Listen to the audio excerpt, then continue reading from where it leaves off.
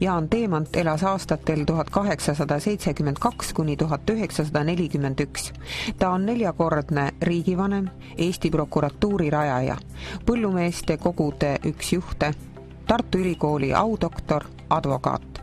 Baltisakslastelt sai Jaan Teemant tiitli Eestimaa kuningas. Traagiline 1940 selles osas, mis puudutab Jaan Teemanti. Jaan Teemant arreteeriti 23. juulil 1940. aastal. Me näeme, et õige pea peale Eesti NSV väljakuulutamist ja välja antud määrus nõudis Jaan Teemanti vahi alla võtmist kui endist Eesti riigivanemat, keda kahtlustatakse tegevuses, mis ohtlik riigi sisemisele julgeolekule ja avalikule korrale. Jaan Teemanti kodus toimus 10. septembril läbiotsimine ja seejärel tema kinnipidamist pikendati ja põhiline süü, mis talle omistati, oligi siis see sammane Saaremaa mässu mahasurumine 1919. aasta kevadel, varakevadel ja mis oli Jaan Teemanti roll nendes sündmustes. Ja teadaolevalt ka Jaan Teemanti vastandati mitmete tunnistajatega, kes siis Saaremaalt toodi Tallinnasse uurimisprotsessi käigus. 1941, 3. jaanuar sai süüdistusakt Jaan Teemanti vastu kokku pandud. 11. veebruaril toimus tribunali istung. Tribunal otsustas võtta toimiku käsitlusele, esitada Jaan Teemantile süüdistus, anda ta kohtu alla ja määrata kohtuasi kinnisele istungile ilma süüdistaja ja ilma kaitseta. Nendest NKV toimikutest, mis on ju tegelikult säilunud, sealt on võimalik väga täpselt välja lugeda, et Jaan Teemant 12.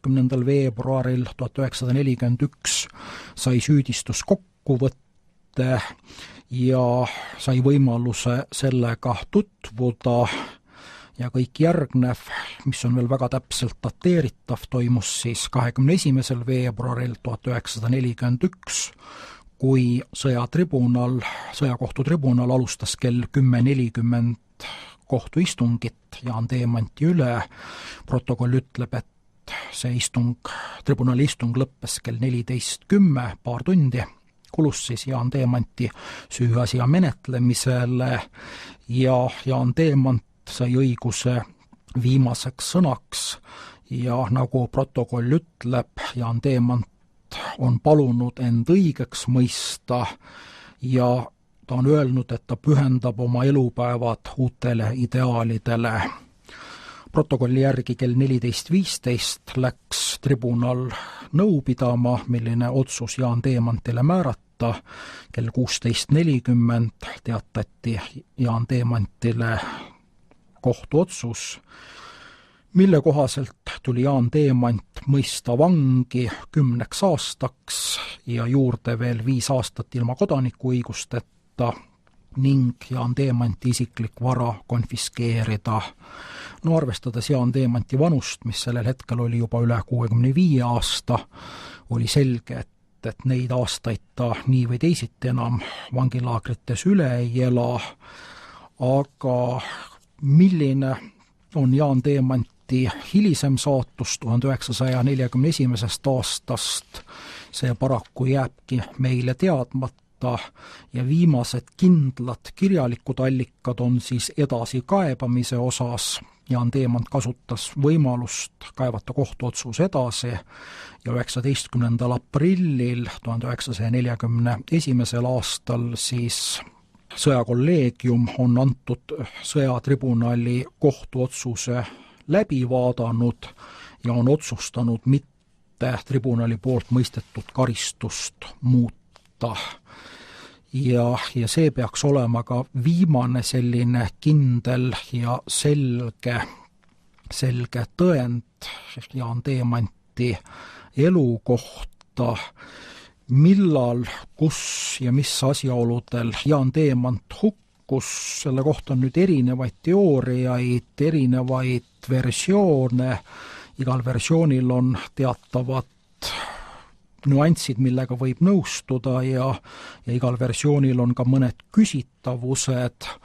Kui me näiteks vaatame ka Jaan Teemanti rehabiliteerimistõendit, mis siis 1990. aastal Jaan Teemanti tütrele, kes oli ka juba üsna kõrges eas, välja anti, siis ka rehabiliteerimistõendil ei ole tema surma asjaolusid märgitud.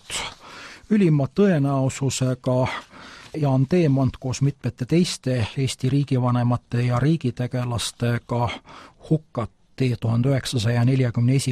aasta juuli esimestel päevadel Tallinnas, kui siis toimus mitmete vangide hukkamine, paljude vangide evakuatsioon, sõda oli alanud, rinne lähenes Eestile ja selles olukorras teatavasti hulk vange, ilmsesti nende hulgas ka Jaan Teemant hukati ja kus ta maised säilmed oma viimset tund puhkavad. Paraku ka see on küsimus, millele siinkohal ei oska mitte vastata.